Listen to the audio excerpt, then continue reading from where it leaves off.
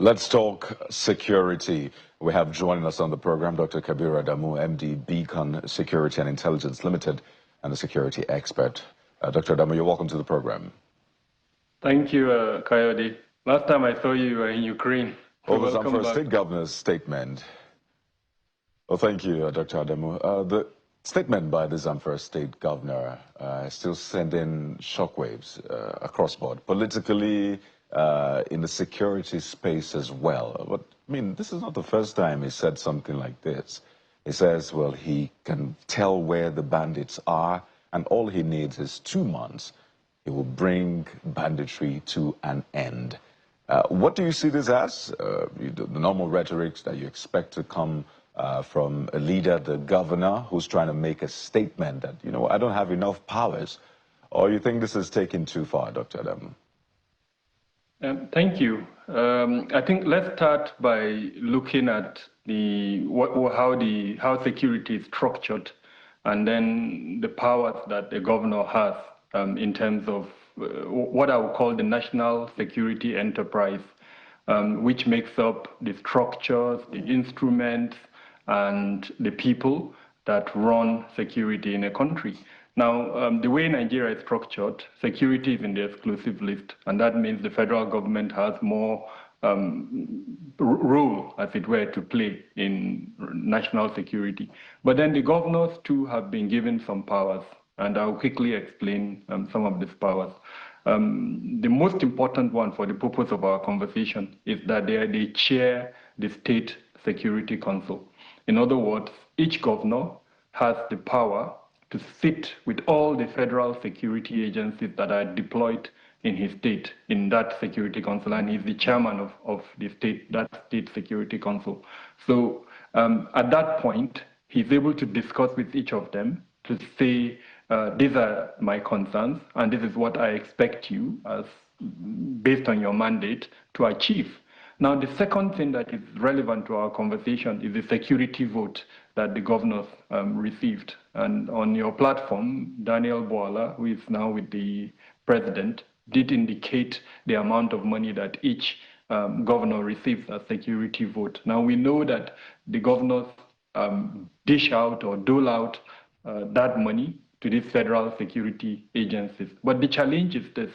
There is no transparent manner for auditing how that money is given out and what that money is used for.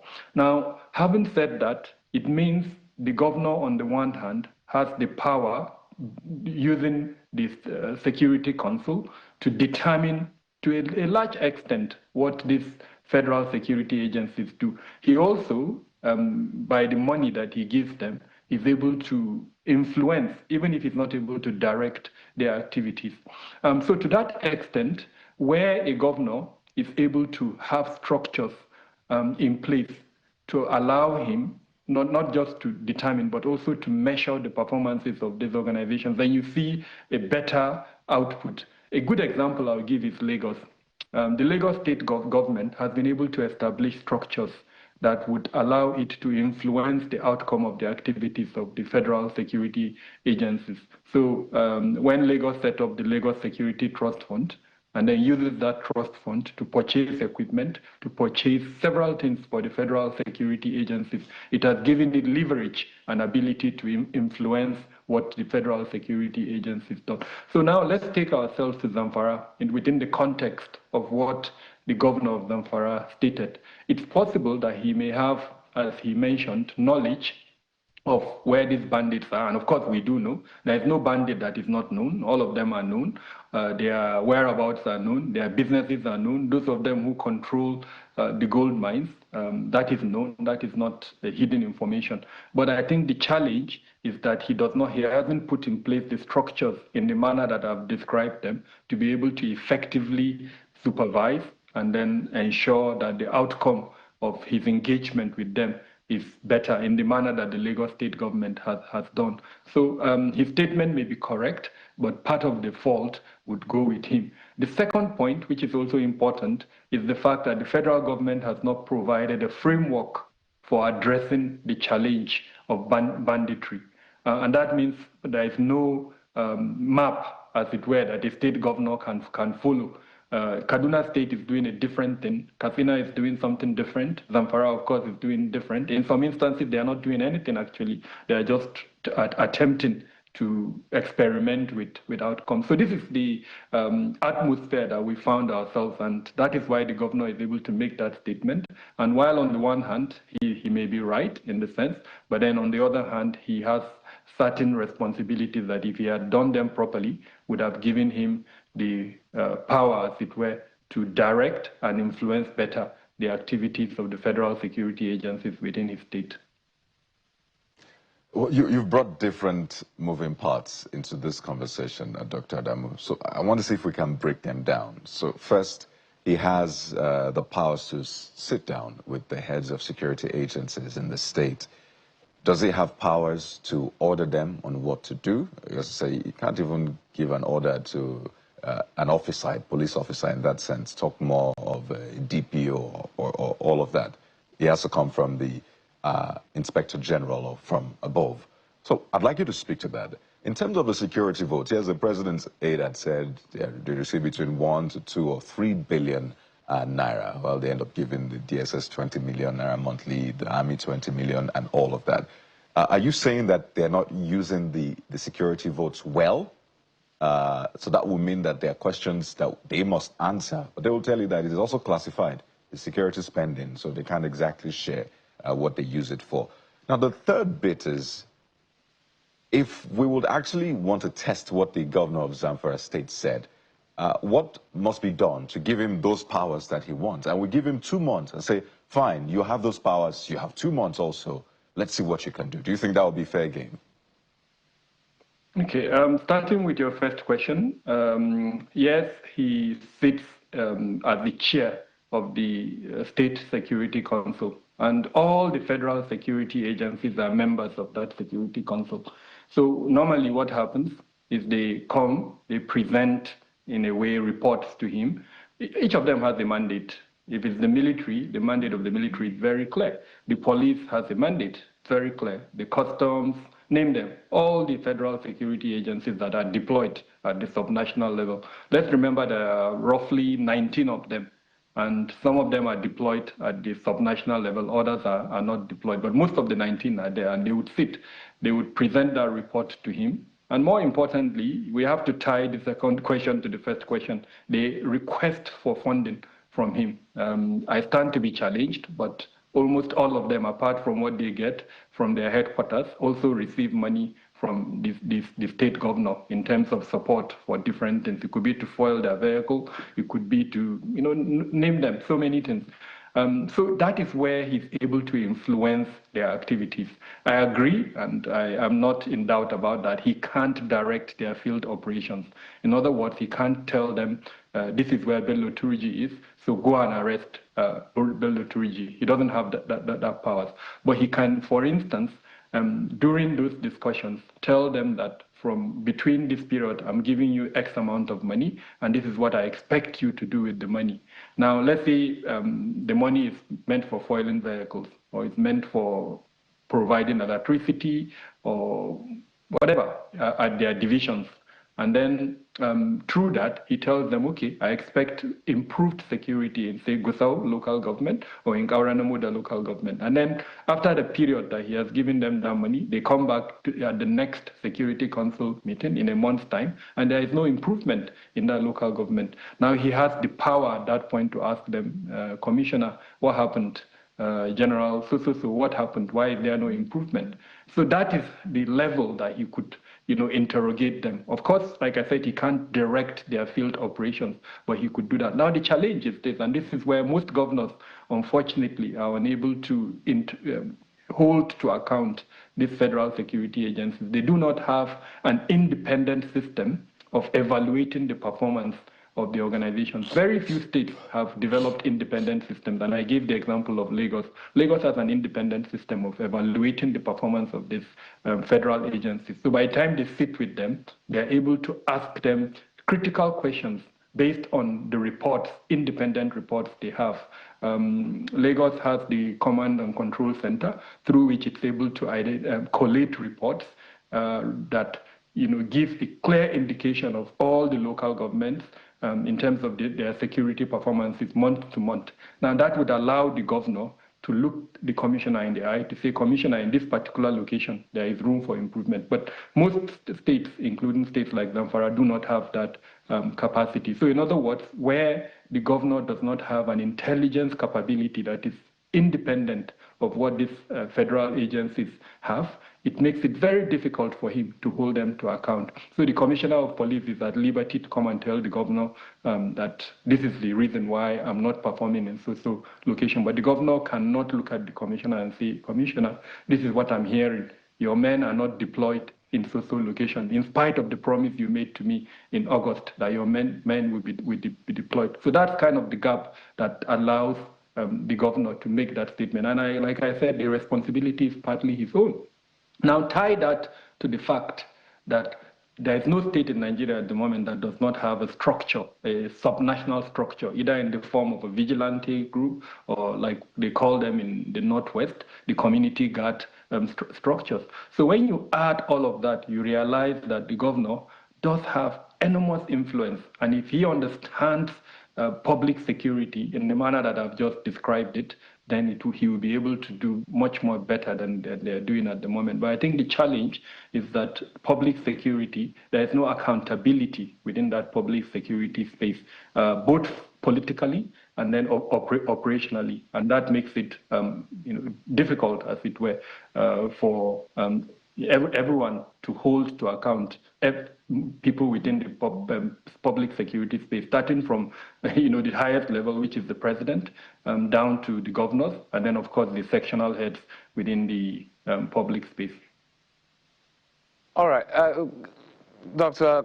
Kabiru, let's look at, in fact, we're putting up the translation of what the governor has said, in fact, saying that if not for the inability in law for him, and he swore by the things he holds sacred, that in 2 months, the issue of bandits would have been over. At the risk of sounding naive from me, what are we dealing with here? Bandits, their mission, terrorists, their mission is to terrorize and kill and maim. Their mission is quite clear: destruction, anything that brings sadness for their own personal well-being. And that is what the state stands against. By the state, the sovereignty of our nation stands against. So if these people are clear on their mandate, and the governor says, with my phone, I can tell you exactly where they are, I know what to do if I had the power. And then I read one report somewhere, some persons were saying that the governor not sharing information, there's a way they described it. If the governor knows where they are and their security chiefs, security service commanders in the states, and all the apparatus available to him, what are we dealing with here? Are we dealing with issue of power, or we're dealing with issue of trust? I think in simple terms, we're dealing with a situation of absence of accountability. Jeffrey, everyone who knows his onion within the security space knows where these bandits are. I repeat, everybody within the security space who knows his onions knows where these bandits are. I would add to you that apart from knowing their physical presence, we have knowledge of their businesses. Bello Turji has businesses that are known to the security agencies. So the governor's statement is correct. What is missing is accountability within the security space. As far back as 2019, 60 bases of these bandits were identified by the military.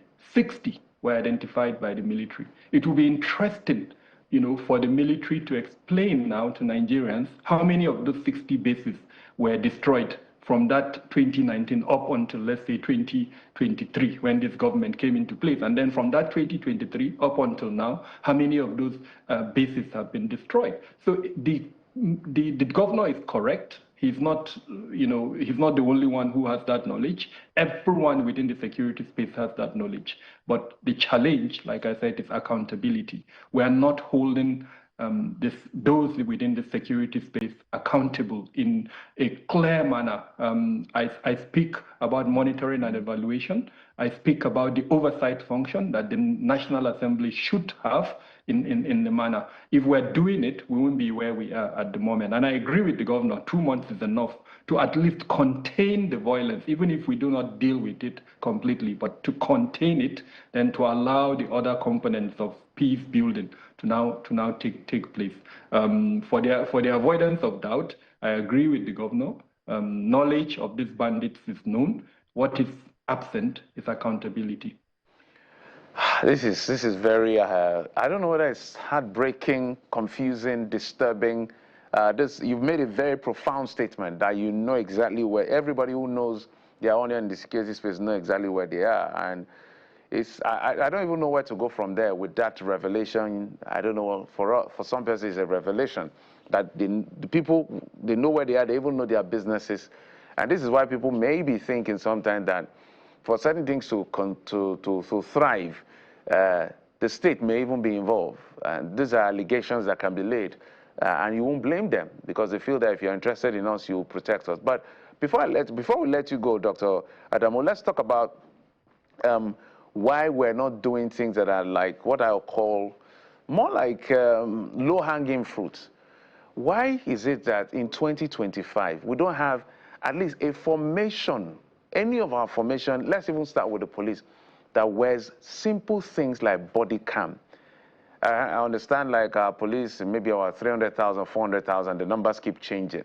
And we have different special units and then the general ones. Why can't we have simple things like body cam? How hard can it be when our security budget is, you know, the biggest all the time? I just wanted to find out from you. Is there a reason why we don't have that? Because to help protect the policeman and protect all of us that they are protecting as well. Yeah, we must commend the current president. If you look at his renewed hope agenda and the police reforms element within that renewed hope agenda, introducing technology is actually a key element within that renewed hope agenda. And to be fair to him, again, as part of that commendation, the performance measurement scheme that he has introduced measures the ability of the police to introduce technology within policing. But again, the challenge is that there are leakages within the security spectrum. That national security enterprise that I described at the beginning of our conversation has so many leakages that allows, unfortunately, the funding streams that would allow technology to be introduced within the system to be almost impossible. Because where, for instance, you are dealing with basic issues like salary, welfare, name them, then the technology, the methodology would suffer. And anyone who doubts me should just remember that a few weeks back, we had a protest by police retirees. And one of the consequences of that protest is that we monitored, and of course, as you know, I run an organization, and part of what we do is to collect available open information. So most of the serving police officers aligned with that protest. They agreed that their welfare is horrible. They agreed that their salary is pathetic. They agreed that their living conditions are extremely pathetic. So where you have such a situation, Jeffrey, unfortunately, the leadership, the police management will be dealing with those basic issues. And that is why I think the current Inspector General of Police is doing a lot in terms of housing. He's doing a lot in terms of mechanisms to improve the welfare of the police. But sadly, because of the decay that the police has been in over a very long period, it will take a bit of time before he addresses those basic issues. And it is, I guess, after he addresses those basic issues that he will now look at these other bigger ones. And I think the argument, and I'm sure a lot of people will disagree with me, is what comes first, the chicken or the egg? Should he now abandon those basic ones and then focus on this technology? But like I said, the platform has been provided for him. The president strongly believes in introducing technology within policing, and the performance of the police, as it were, is being measured with how much it has been able to introduce technology within the system. And I think I would also say that a lot has been done from where we used to be. Some aspects of technology are being introduced. As an example, they are able to, for instance, make some policing functions, including arrest and prosecution, using a bit of technology. But there is a lot that remains to be done. You gave the example of body cams. That's just one example. But remember that the body cam would lie on a system, an echo space that, for instance, is not just wearing the body cam, but where does the feed from the videos of that body cam, where does it go to? It will go somewhere. And then, of course, once that feed goes there, it has to be captured. And more importantly, Jeffrey, it would have to be analyzed at the end of a period. So it's not just the body cam, but the structure. And one of the things that I've been recommending of recent is for us to recognize the relevance and the importance that the Federal Ministry of Communication, Innovation, I think digital, whatever, can play within the security space. Most security organizations attempt to recreate their own structures, but I don't think where we are in Nigeria at the moment, they can even do that. They don't have the funding. So why don't they extend a handshake to that federal ministry so that what if that federal ministry does? And I'm very happy with Minister Bosun Tijani. He's doing a lot, and he can, I'm sure, extend that to the security organizations. AI is an example. In today's world, there's very much that AI can do to support security functions, including policing. And I know that the minister has put up a very good structure and a strategy as well for AI implementation. We'll see how that plays out, Dr. Adamo, but what I will never understand is how you hear people say, we know where they are, we know who they are, we know their business, and yet nothing is being done. We'll have to thank you so much, Dr. Kabiru Adamo, for sharing your insights in this all-important conversation around security.